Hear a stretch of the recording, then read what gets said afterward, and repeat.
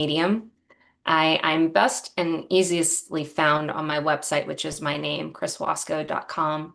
But I specialize in working with old souls and survivors of narcissistic abuse. My main specialty around that is my ability to read people's energy body and climb into the chakra system to be able to not only read but interpret the story the body has to share. So it's been a pretty incredible ride, and I'm grateful to be here. Thank you. Thank you for sharing. So my first question is energy healer. What is that and what are some of the benefits of it? Yes, I feel that that's one modality that will vary from person to person. So for me, as I said, I will read people's chakras, the seven main chakra system. I go in, I explore, but because I specialize in trauma, I often find the trauma energy and will find ways to help heal that. I'm very big on helping people be their own healer, though. So I really feel I serve more as a guide while I will utilize some energy healing techniques, I also like to give people some recommended homework of these are things you can do to help your own energy body because energy has to adjust over time. Because energy is like a rubber band, if you try and change it, shift it too fast, it could snap back and be a detriment to the person working on healing. So for me, like I said, I like to give people their power back and help them find that. And doing that is by using the chakras. And then that way you begin to identify what the person is going through because of the energy and how the trauma shows up in their body and their life. Is that correct? Yes, yes, 100%. So it won't always link it to an exact event. Sometimes it will, sometimes it won't. It just depends on how the body is revealing it because energy always reveals itself in layers. So I don't get everything all at once, but I do get a lot. And it will tell me what the body is asking to be seen at that time. So if there's something really deep that's not ready to come out, it won't, but there'll be some outer layers that are kind of waving like, hey, this is going on. I need tending. And I look at that, I explore it, see what it wants to say, because energy has a lot to share. And then we tend to it accordingly and always based on something that's going to work for that individual because not every healing modality or somatic practice, as I like to use a lot of somatic practices, will work for everybody. Like, as an example, if let's just say I feel breath work is going to be a very good modality for someone to use, I'll feel into that person's energy. Is this going to work for them? And I'll feel yes or no. So there are people, as much as I might feel, oh, this is going to be a good one, I have to make sure it connects to them because otherwise I know they're just not going to do it and that's not going to serve them. While I always believe in it being their own journey and their own choice, I will do my best to try to find the modalities that will support them and where they're at. One thing I learned about helping people is that once we begin to receive help and we do our own healing journey, at least for me, I got really excited, especially when I started to identify certain things in my life. And I was like, aha, I know what that means. I know what that means, right? And you begin to distance yourself from it, or you can work through it. But then when you try to assist others, I know that one mentor that I work with, she had a difficult time um, understanding that not everyone can make that journey. When you're doing the energy healing and from the people you work with, do you see, what are your thoughts on some people wanting to be healed or wanting to start that journey, but something is holding them back? And unfortunately, you may know what it is, but they're trying to maybe ignore it, or maybe they're just not aware. Yeah, I always feel very quickly I know if someone's going to do the exercises I suggest, if they're really dedicated to really wanting to heal. And I also know the people that have found me either through referral or through a podcast interview and think what I do sounds neat and they want to see what I have to say. But sometimes they're so surprised at what comes up that it can kind of floor them. Like, wow, I can't believe you got that. So, uh, energy, though, it just doesn't lie. Like the people that are very dedicated to the journey, they have a certain energy that they come in with. It's a bit of humility because I believe when we're this in this place of healing, we're giving somebody some trust and faith that they have some sort of guidance that we don't. So I feel very honored when people come to me for that. And the ones that are going to do the deep work, those are for me personally the most fun because when we get to those later sessions, the things that come up are always so incredible. Like sometimes I'm doing a session and I'm like, wow, I just blew my own mind with what we experienced through this. So, but yes, I think it's always just going to be where a person's at, and we can only do our best to meet them where. Yes, that's a good point because meeting someone where they are is so beneficial because you don't want to run into that thing where it's like a savior complex, where like I must save everyone because I was saved. When it comes to the work that you do, how has it impacted your life, maybe from what you've gone through as well as how you're assisting other people? I feel that the biggest impact is what led me to it because it took my own personal healing journey to get here. And I don't think anyone is more surprised than I am that this is the kind of work I'm doing now. Like, this is not how I started in life or did for a very long time. So that's one of the biggest things. But I think something that's also very impactful, especially where I'm at now, is how often I receive beautiful notes from people telling me how much I've helped them. Because one, yes, I'm honored, but I also recognize they were willing to do the work. So I often give that right back to them. So yes, I was here for you and I served as a guide, but you did the work. So thank you for being present for yourself because the more we love ourselves, the more love that goes out in the world. So it affects all of us. So it was like it was there for you when you needed it to be there for you. I believe so. I love hearing that because in my 20s, when I look back on my life, and I've shared this, it was 10 years of just pain, tears, chaos, misery.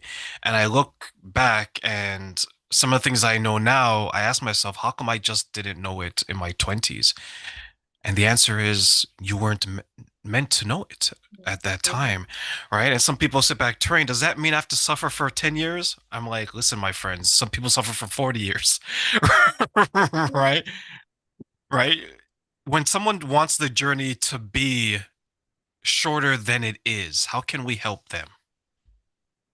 One, I like to share that I fully agree with that. I wanted to heal yesterday. So I believe just having someone that understands that is key because we can't help others if we don't understand where they're at. And I understand that so well. I was so tired of feeling the way I felt. And especially with how exhausted I was, but I didn't realize I was exhausted from all the trauma. My nervous system was just in hypervigilance, and I didn't know how to relax and calm down. So the want to heal fast is also this want to be safe because we want to rush the process to never have to feel that way again. So I want to first share with people that I understand that. And one of the first things I try and do is help them learn how to feel safe in their own body, especially if they have been able to leave whatever situation was threatening.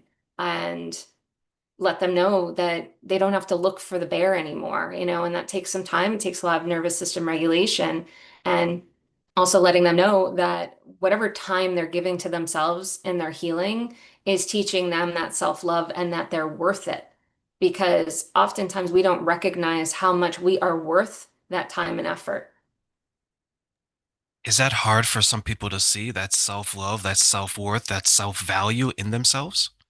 I believe that's one of the most difficult things to see. And I believe that is often a recycled pattern as well. I believe we could see glimpses of it, moments of it, appreciate it here or there, but really getting to that place of doing it full time, I think that is a continual journey because, we have aspects in life that come up. We have triggers that can bring us back to those versions of ourselves that didn't feel so good about ourselves.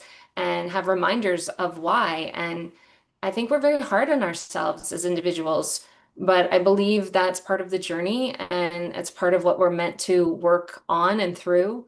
So, yes, I believe it is one of the more challenging things.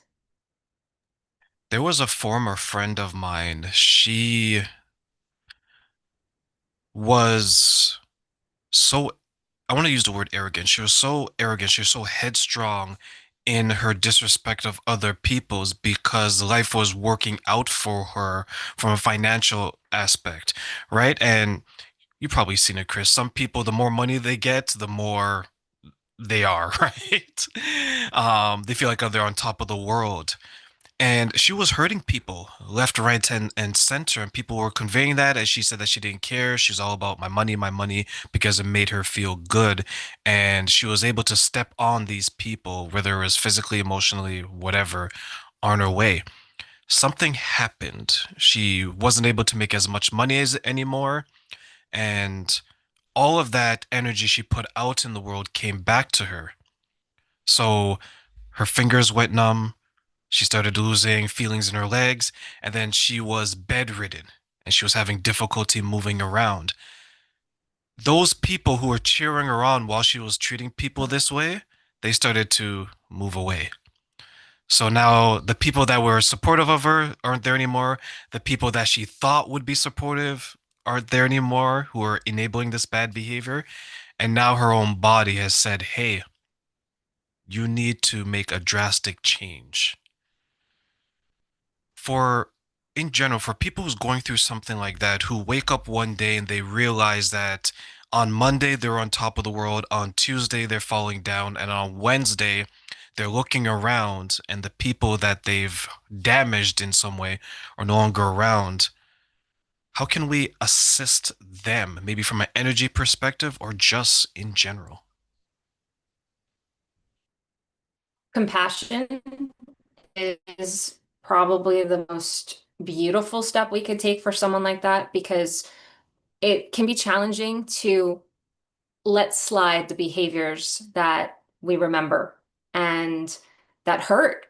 So being able to be compassionate is getting yourself to a place where you're able to forgive if possible. I don't believe in forcing forgiveness, but I do believe compassion can get us to a place, even if it is just from a distance, that we're not putting ill will towards such a person. We're not, telling them things like, well, karma caught up. That's their path. That's their lessons. And we all have choices in that. We can choose how we want to respond. And then if we want to play the game of karma, that plays in our karma too, how we choose to respond. We don't always have to be present, but we also can choose to be kind and compassionate. So I feel like that's always a first step. And then because that's a state, a being, a way of being. So if we choose to be compassionate and we choose to lead with compassion, whatever choices we make, whether we involve ourselves or not, are going to come from a loving place. And then we can use like estrangement as a boundary to say that, okay, let's keep some distance between myself and this person because they've hurt us. And it's like the deathbed apology, right? Are you really sorry? Or is it because you want to make it right with God or the universe or wherever? Because there's some people that if you remove their suffering, they would go back and treat you exactly the same way. In some cases, probably even worse. When it comes to estrangement, what do you think about maybe the role that guilt or shame plays in that? Because someone may feel a sense of shame or guilt from putting up that boundary between themselves and the family member, or next partner, or someone else. I believe estrangement really teaches us about our boundaries. So the guilt and shame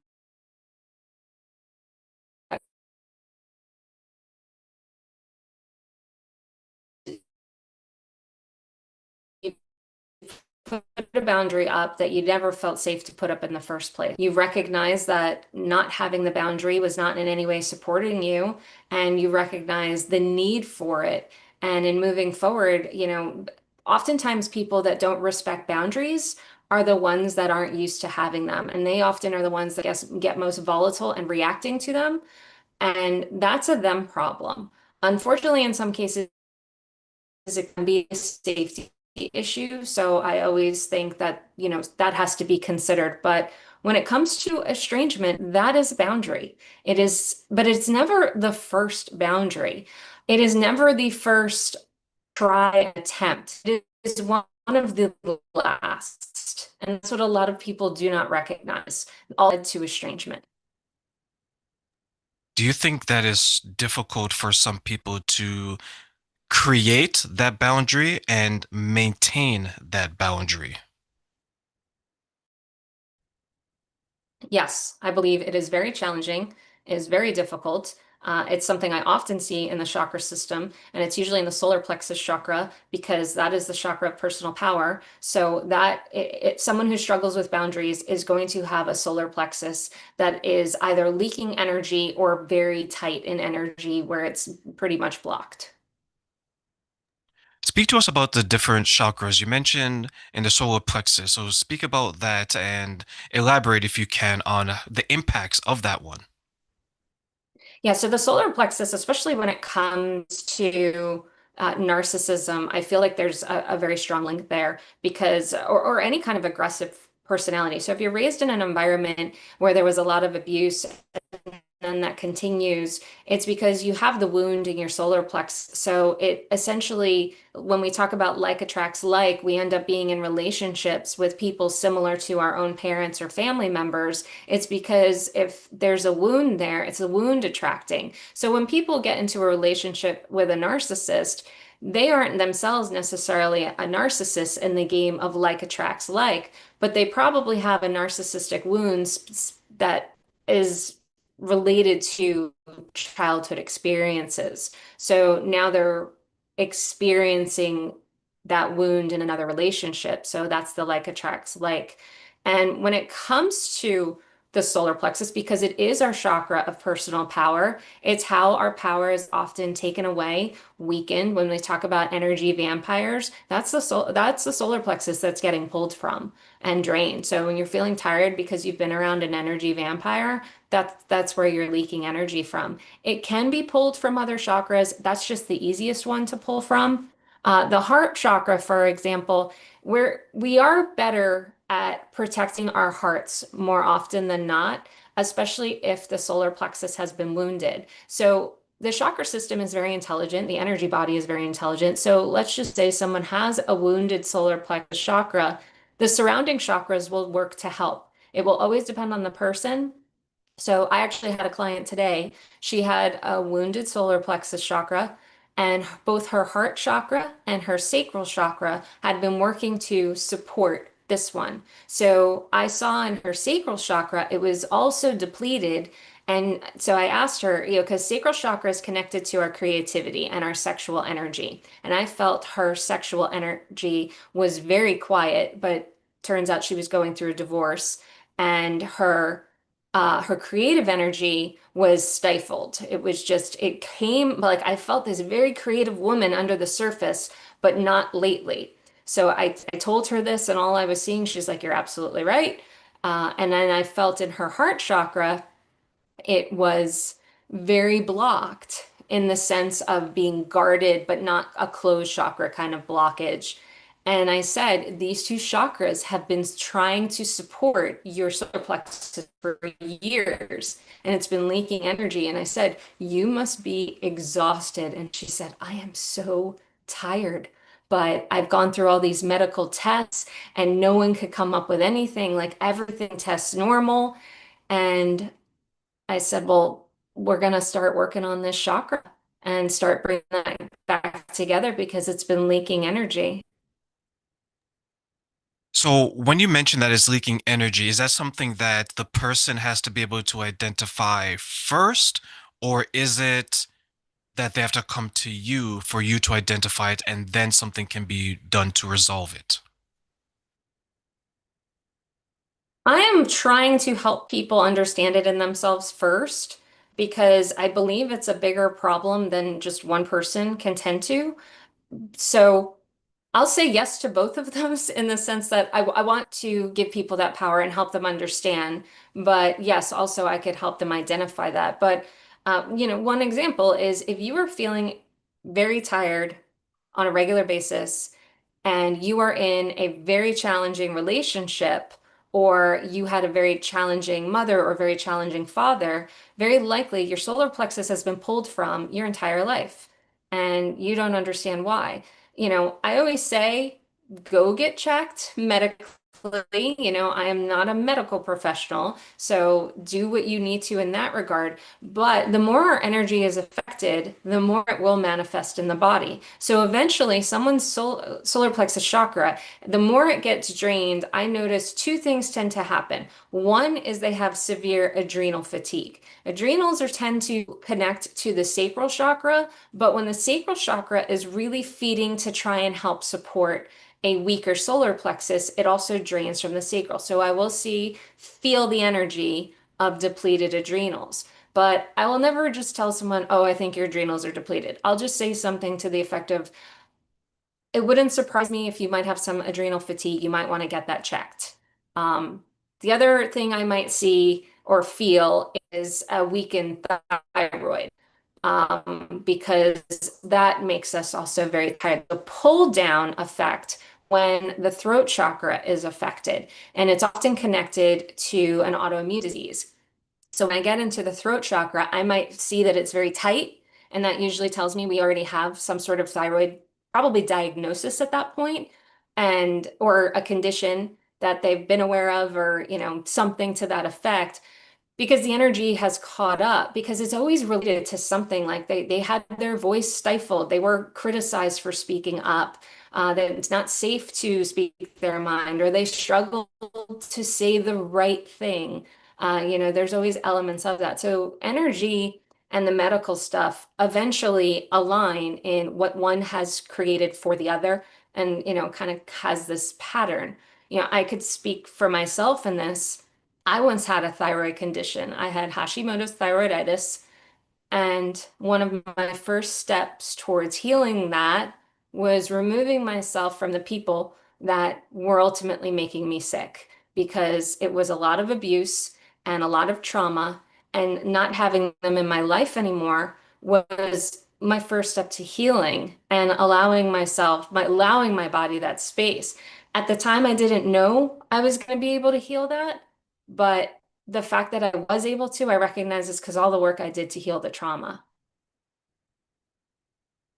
I find for a lot of people that moving away from the people, places, or things that's causing them harm on an energetic level, spiritual level, an emotional level is difficult because some people, and they've shared this with me, and I'll get your input, Chris, is they would say that, what if I'm not worthy for new people? What if I can't find that value for myself to show these people that I'm a nice man, I'm a nice girl, I'm likable? Or worse yet, some people struggle with that. It might be a journey that's lonely. I had 1,000 friends like I'm on Facebook and Instagram. But Chris Train, what you're asking of me is to make a journey, and I don't know if these friends can make that journey. And my body, my mind has gotten used to them. Yeah, they suck.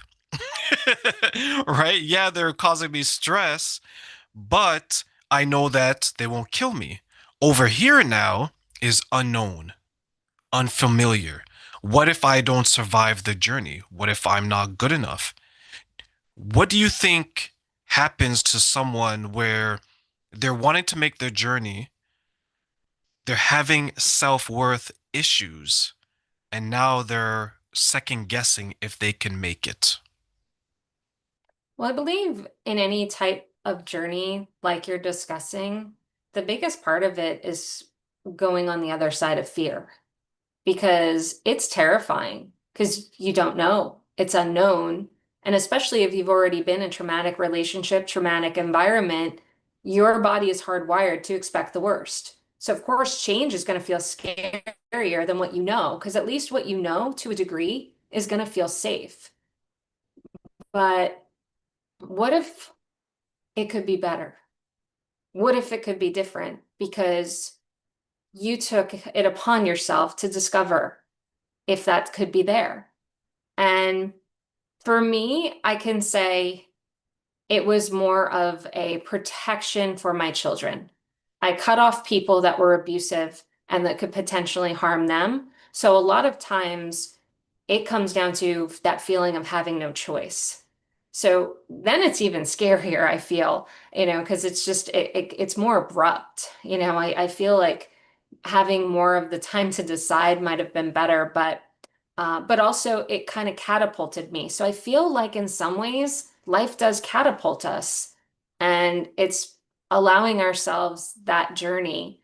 But the healing and that self-love, I mean, it always starts on the inside. It is an inside job. It is inside work. So you can have 1,000 people around you or zero people around you. It's still going to feel lonely because it's your personal journey and no one can walk that with you. How were you able to find the courage to start that journey, Chris?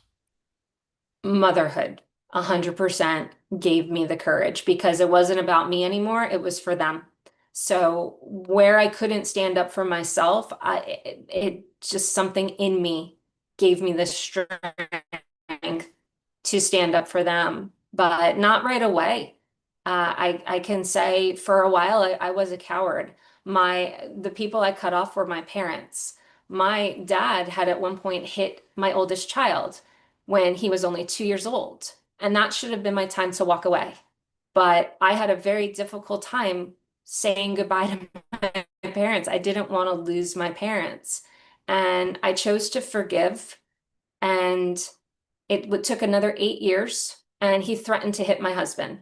And I said, no, I'm not doing this anymore. So for me, it was absolutely my own family. You're not going to hurt my family that I've created. And my only regret is not doing it sooner because it was the best thing I absolutely could have done for myself and for my family. And it changed my life for the better. So pushing through that fear was something I wish I could have done sooner. So I know that fear and I know how terrifying it is, but sticking it out in hopes that it would have gotten better was for me, I feel very cowardly of me and a huge mistake. But I also have worked to forgive myself for that because I think self-forgiveness is very important and it allows us to propel on our journeys, but also not accepting that any of that was okay because none of it was. But I'm so grateful for where I'm at. I'm so grateful that my kids do not have these people in their lives because I do know my kids are better off because of it. Taking parents off the God throne, as I call it, it's so hard for so many people It is. because you're looking at them in a sense that they're regular people like you and I who screw up. Some people who are parents, they screw up big, right? And your parent, and I'm not a parent, but I've worked with a number of parents from a coaching aspect.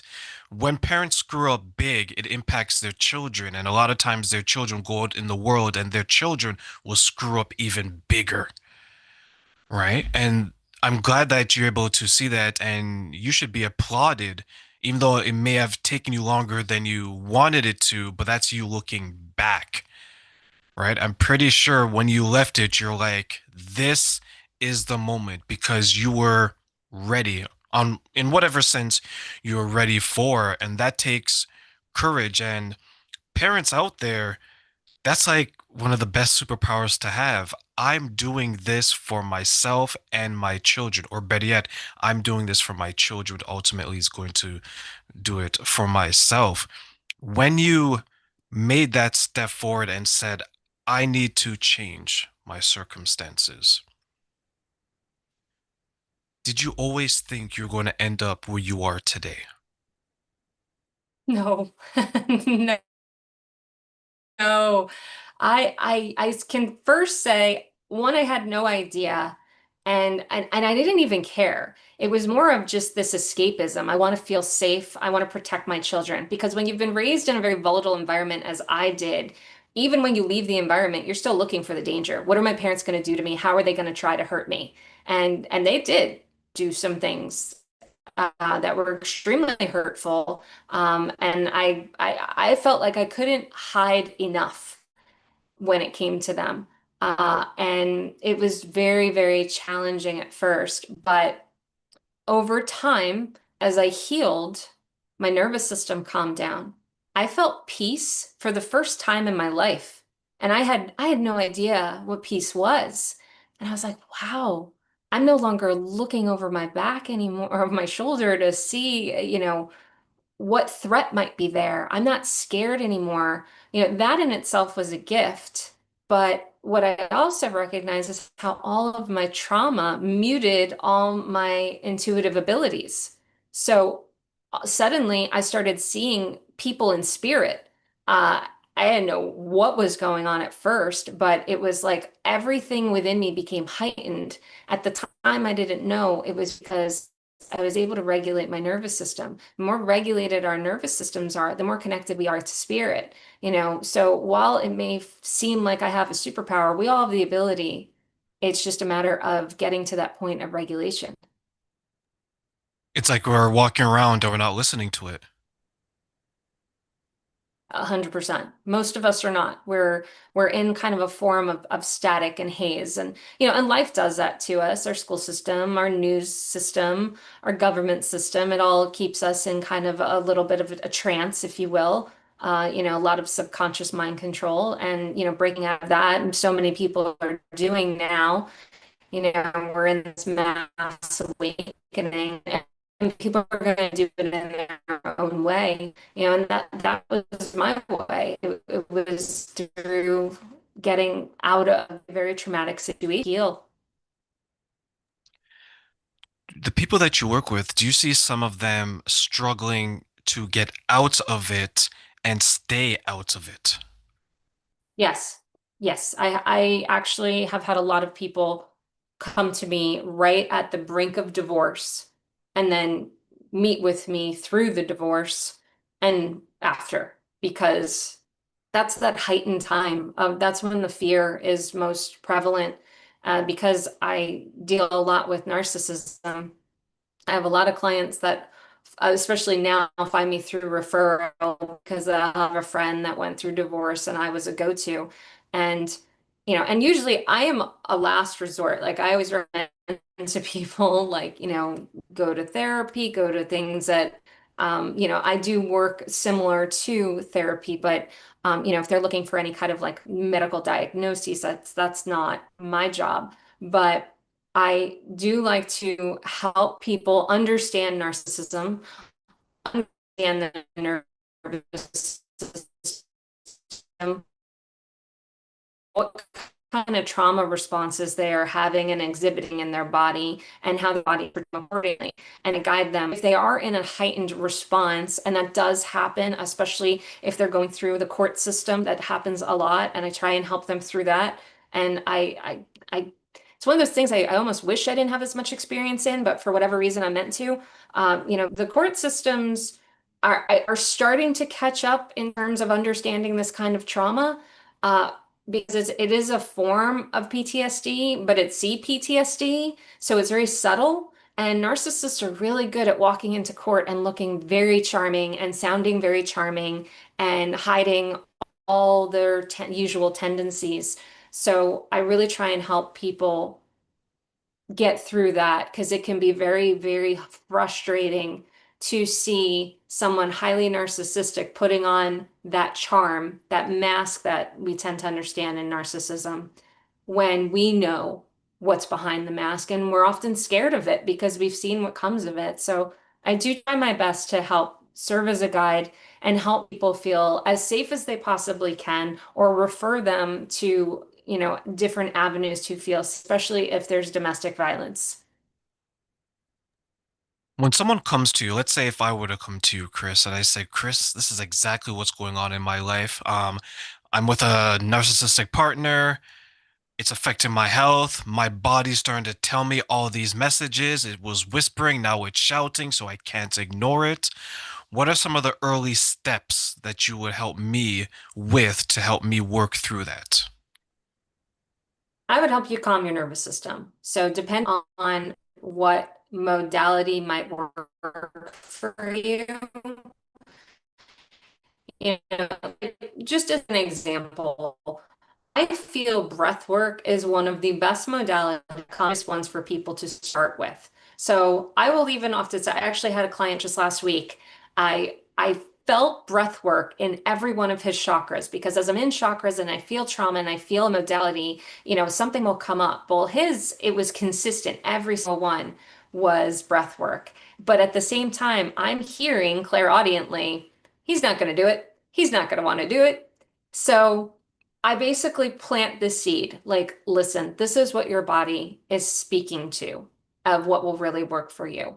I'm going to give you some videos to start on a basic level. The more you do this, the more you will regulate your nervous system, but this is a choice. But I also gave some other suggestions on other things that could help. They just wouldn't help as much as his body was registering in this connection to breath work. So, whether people come to me or not, that kind of modality is very helpful for heightened trauma, especially if your body's used to fight and flight. It helps calm it down, bring it down.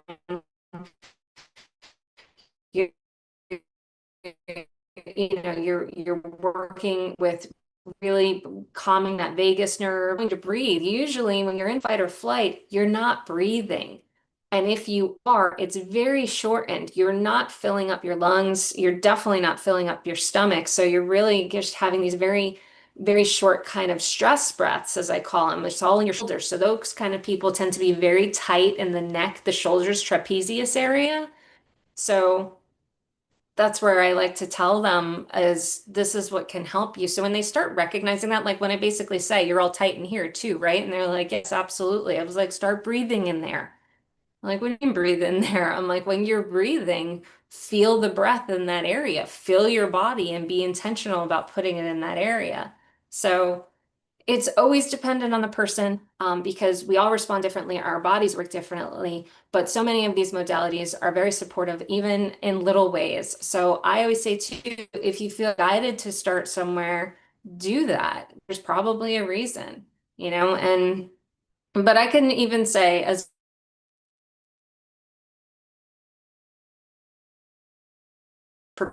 consistent with. So let me ask you, Chris, I want to ask you one final question, but I want to give you three wishes for this question. What are three things you wish people knew about how trauma or energy work, let's do energy work, shows up in the body and why? I think because I work so much with chakras, I really like for people to understand, especially gut problems. There's so many digestive issues. So much of that is related to how we do or do not process emotions. And so if you have digestive issues, you have gut issues, it's not always related to food. Food is very powerful and has a lot to do with it, but